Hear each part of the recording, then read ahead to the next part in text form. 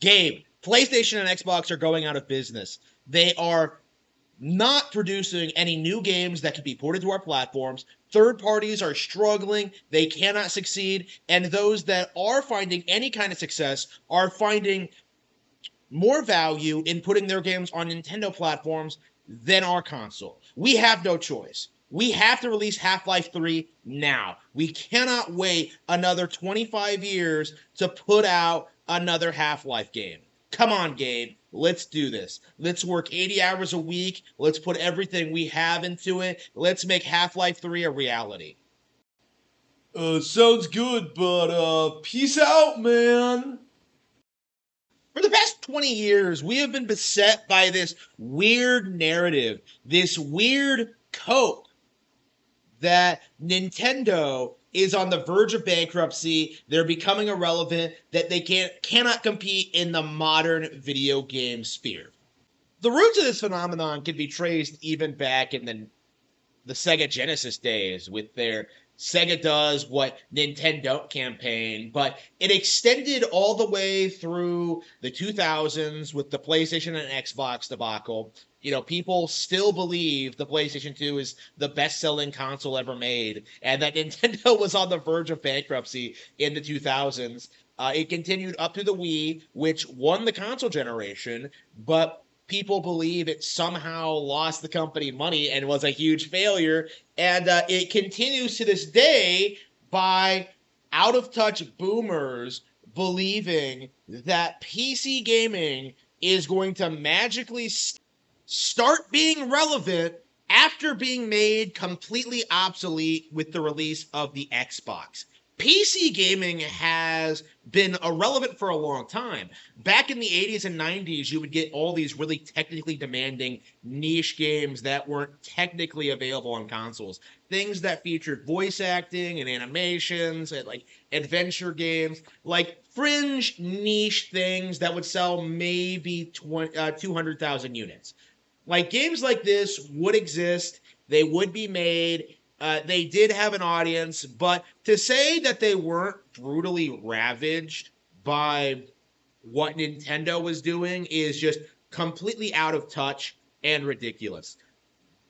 PC mainstays like Doom and Ultima very quickly got Nintendo versions, while Nintendo games never ever got official PC releases, something that you can actually make money off of.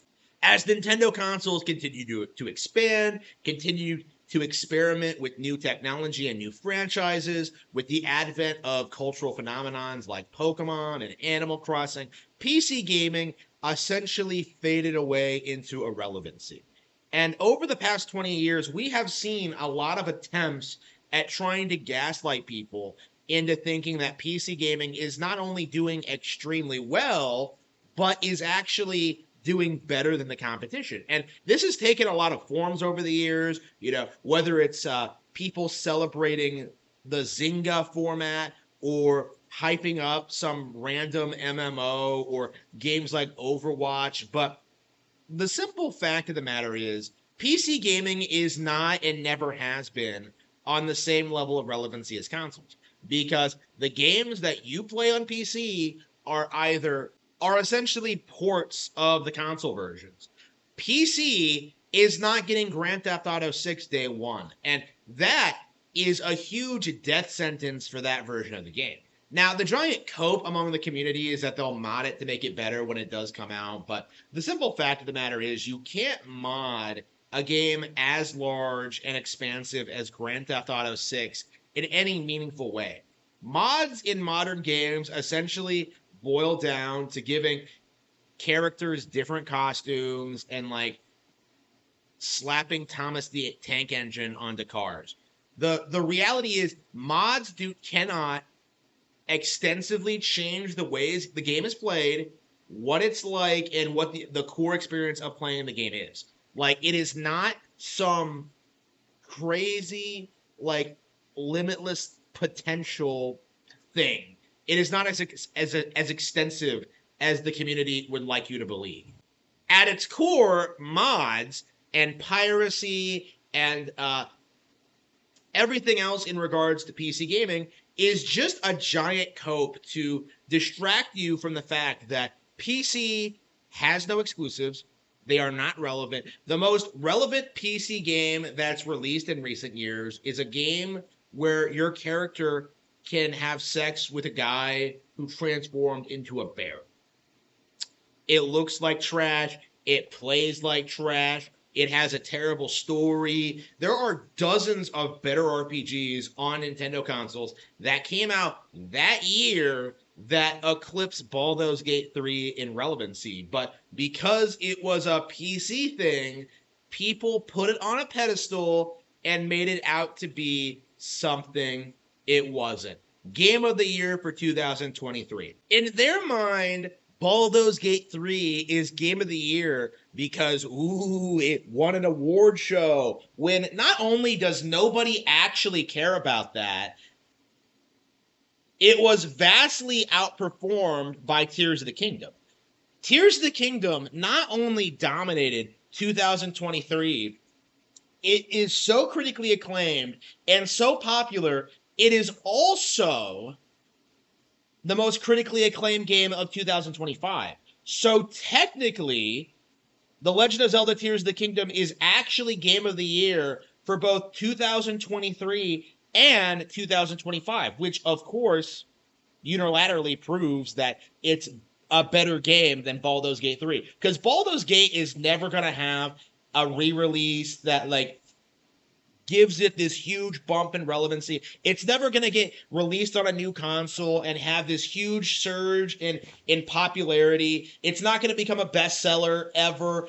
Baldur's Gate 3 is doomed to languish in obscurity. The only thing anyone knows about that game is that bear. And I think this is a really adequate explanation as to what's actually happening when it comes to the PC Master Race, because it's not because people are actually excited about PC games. It's not that people really enjoy PC games or care about them. It's not that there are a bunch of PC games that you can just play endlessly, because, it's a huge joke among the community that people just buy games for $3 on sale and never play them.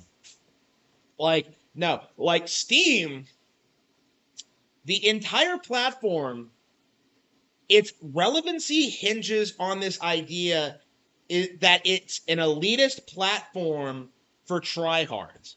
That's all it comes down to. These people don't play games, they don't talk about games, they don't care about games, but they use Steam as a status symbol for their nerd culture. So they'll use Steam to play Undertale, and hype it up as the greatest game ever, and then never really touch the game again. And that is a real phenomenon we've been seeing since 2007 with this dirge, this just influx of people just pretending to be part of the community for their own ends, to push their own agendas, their own purposes, to boost their own careers, to just be in the space in spite of not really playing video games. The reason this is an interesting observation is because over the past 10 years especially, there has been this very prevalent narrative online that PC gamers are actually the most dedicated video game fans there are. They're the ones who play the most games, know everything about them. They have everything available on PC. They have this line now where they say everything is available on PC. Now, what they mean is that everything is available on PC through piracy. But everything about PC gaming they talk about has some sort of weird caveat or some weird thing that's in a legally gray area. There's countless examples of this, but my core opinion of this has always been that a lot of these people are just hyping themselves up with no real substance or understanding of what they're talking about. For example, Metroid Dread comes out. The PC Master Race creates this narrative that they pirated the game early and they're making it run better on high-end PCs, and that there's all this stuff that makes Dread just a better experience on PC.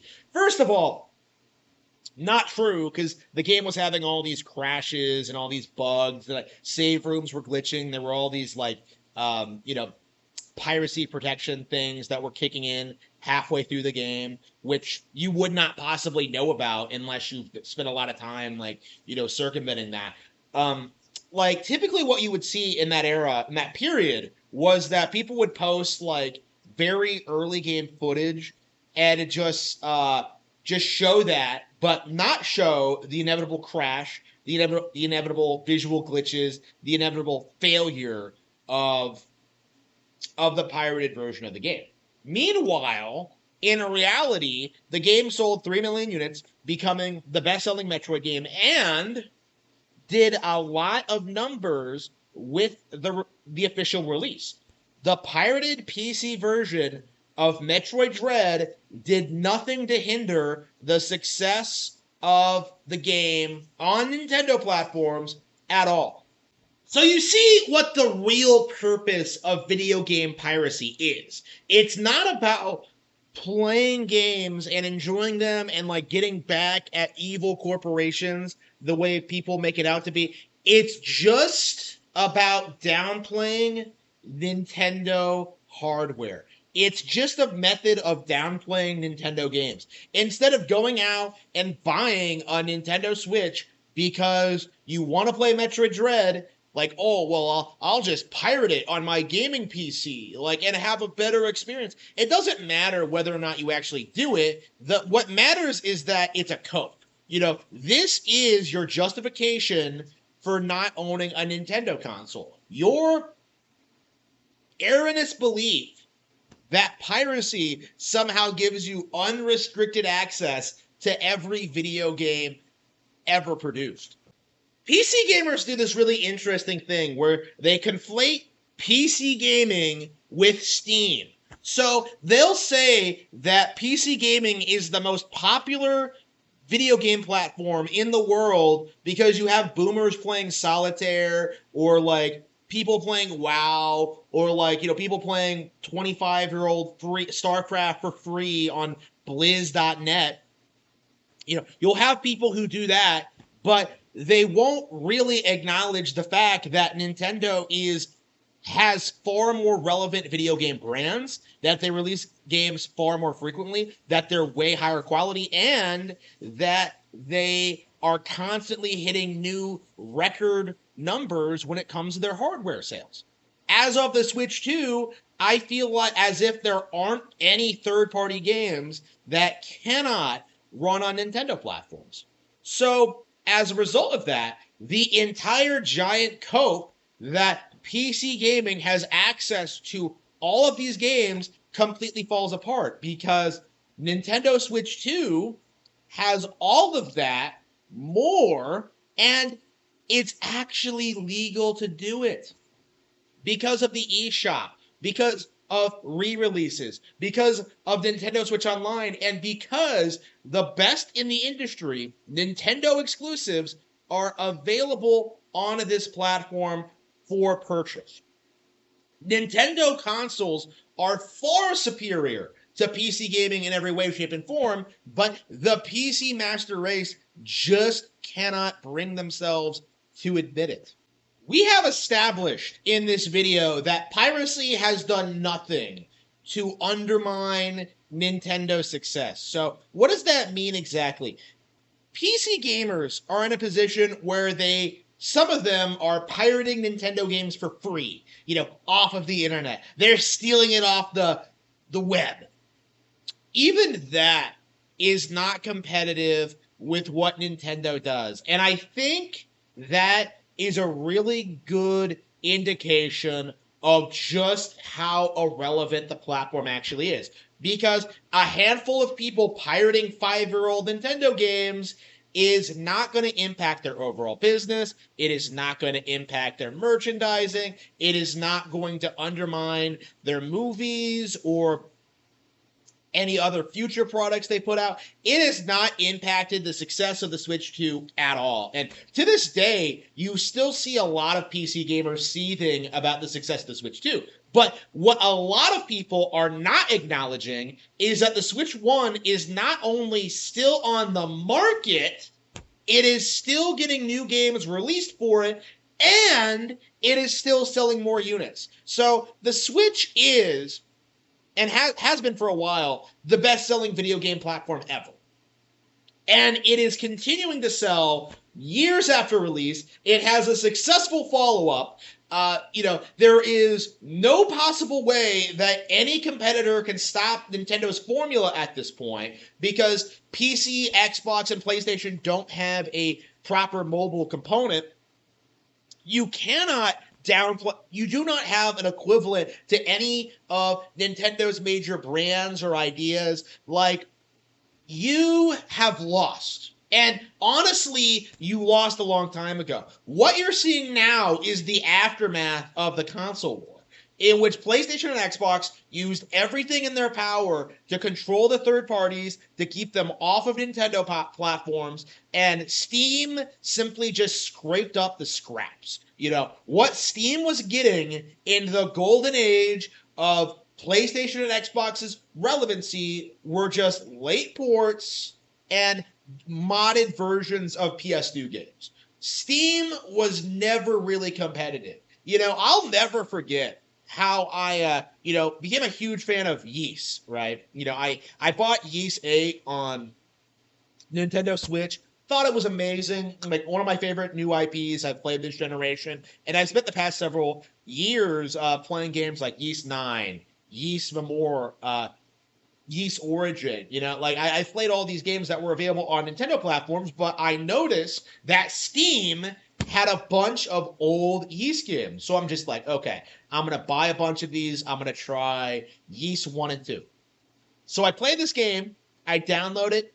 I boot it up, and it crashes. The version of Ys 1 and 2 on Steam, the version of the game I picked out, the version of the game I wanted to play, the version of the game I wanted to try, the game that I really desperately still want to play this game to this day has a completely broken, unplayable port on Steam. This is not the first time this has happened. I've had games crash on me. I've had games have these weird visual issues. I've had Sonic Adventure run at 120 FPS, which actually no, way more than that. Because the speed of the game is limited by the hardware. So when you're playing on a PC that is more demanding than a Dreamcast, the frame rate just increases to ludicrous levels, and you have to go into the settings and adjust it.